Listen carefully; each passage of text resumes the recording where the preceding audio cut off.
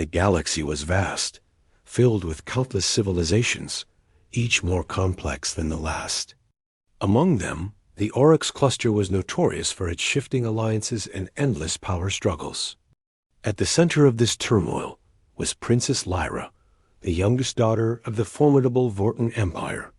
She was known throughout the cluster, not only for her beauty, but also for a rare intelligence and strength that unsettled even the most seasoned rulers. Every alien king who met her regarded her as a threat, a force to be feared. And yet, amid all the whispers of caution and awe, one human warrior saw her differently. Kale had grown up on the outer colonies, where humanity barely scraped by on mining stations and forgotten trade posts. From an early age, he had trained in ways few humans dared, combining instinct, strategy, and the unpredictable creativity that humans were famed for across the stars. When reports of a diplomatic mission to the Oryx cluster surfaced, Kale's unit was sent as part of a small human contingent. Intended to act as observers and mediators in a web of alien politics he barely understood, the moment Kale first laid eyes on Lyra, he realized she was unlike any being he had encountered. Her skin shimmered faintly with an ethereal light, reflecting the colors of the chamber around her. Her eyes, a deep violet, seemed to see beyond the walls of the room, beyond the hearts of those present. She moved with grace that spoke of centuries of refined training, though she appeared only to be in her early 20s. Every alien in attendance stiffened, their expressions a mixture of respect, envy, and fear.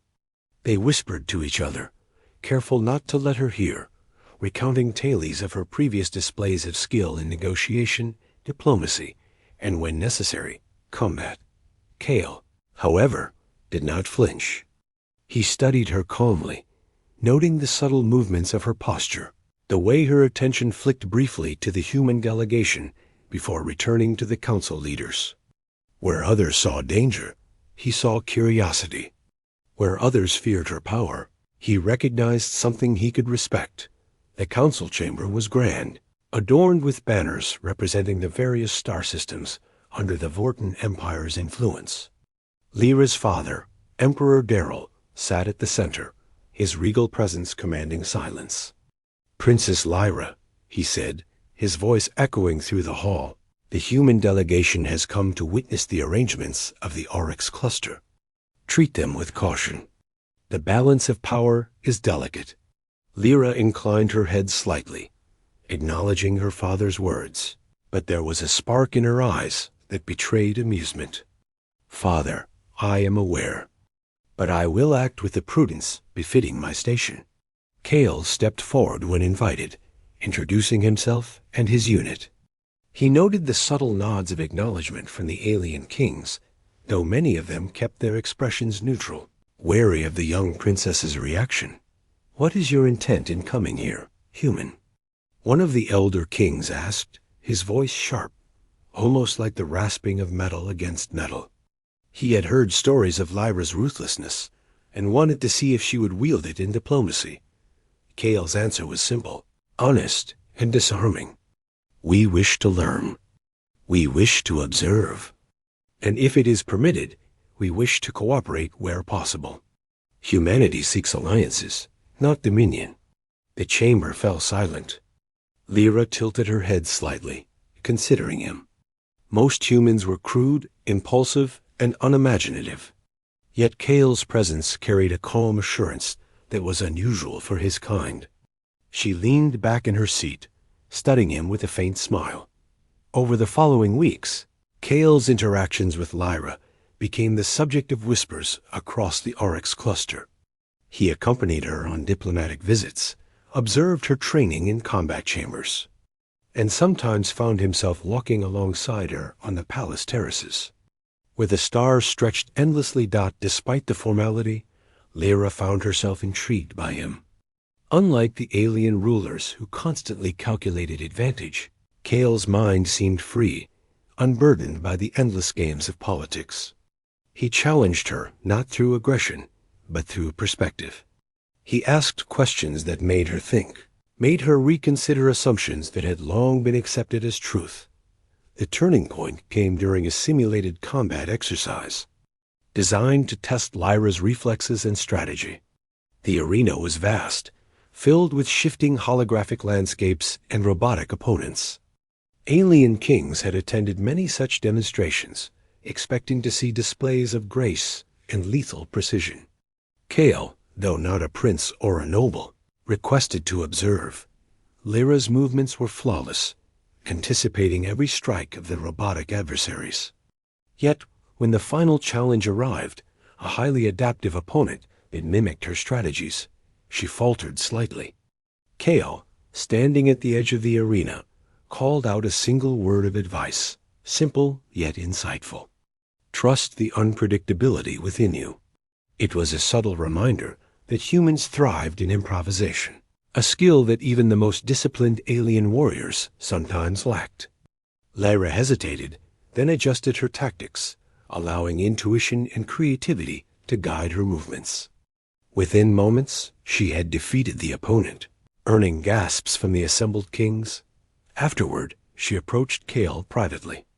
"You are watching closely," she said, her tone soft but amused. "I am learning," Kale replied. "Not just about you, but about how you approach challenges. There is a strength in your adaptability. Many fear it, but I respect it." Lyra studied him for a moment, a rare moment of vulnerability crossing her features. Few dared to speak so freely to her, and even fewer dared to earn her respect without falling prey to intimidation or flattery. As the days passed, Kale and Lyra began to form an unspoken partnership. In council meetings, Lyra consulted him on matters where conventional wisdom failed. When tensions between alien factions rose, Kale's perspective as an outsider often revealed solutions the kings had overlooked. It became clear that while all the alien rulers feared her, Kale did not. This did not go unnoticed. Some of the elder kings began to question the wisdom of his presence, warning their peers that a human influencing the princess could destabilize the cluster.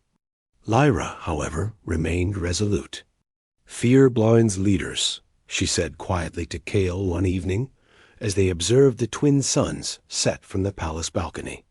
"You see things clearly because you are not afraid of me. That is why I trust you." Trust between humans and aliens was rare, often tested and broken. But Lyra's trust was genuine, built on understanding and mutual respect. For Kale, it was humbling and empowering at once. He knew that with Lyra, he was not merely witnessing history. He was part of it. The most significant test came when a rival faction, the Dravani League, attempted a sudden incursion into Vorten territory. They underestimated Lyra's strategic genius, and more critically, the insights Kale offered. The Vorten forces, guided by Lyra's command and Kale's analysis, outmaneuvered the invaders with precision. The Dravani retreat was humiliating, and reports of the human warrior aiding the young princess spread like wildfire across the Oryx cluster. After the conflict, Lyra summoned Kale to her private quarters. The room was bathed in the soft glow of bioluminescent walls, and the atmosphere was intimate yet formal. "You did not have to intervene," she said, her voice steady but layered with unspoken emotion. "Yet you did. You see me not as a threat or a prize, but as an ally." Kale met her gaze evenly.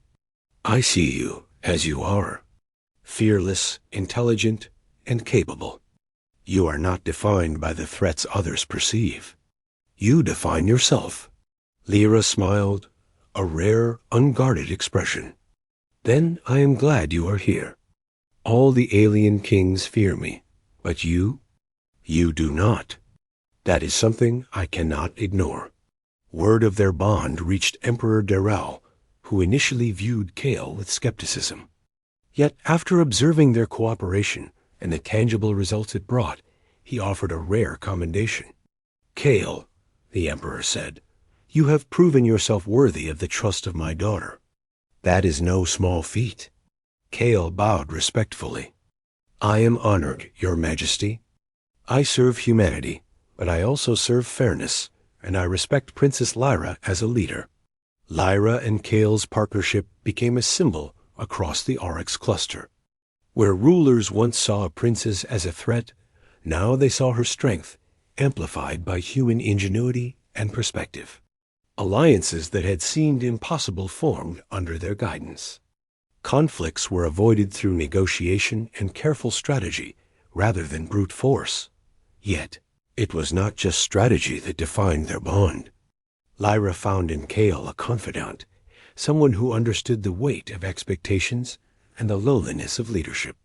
Kale found in Lyra a mentor, a companion, and eventually, a friend who challenged him to rise beyond the limits of human experience.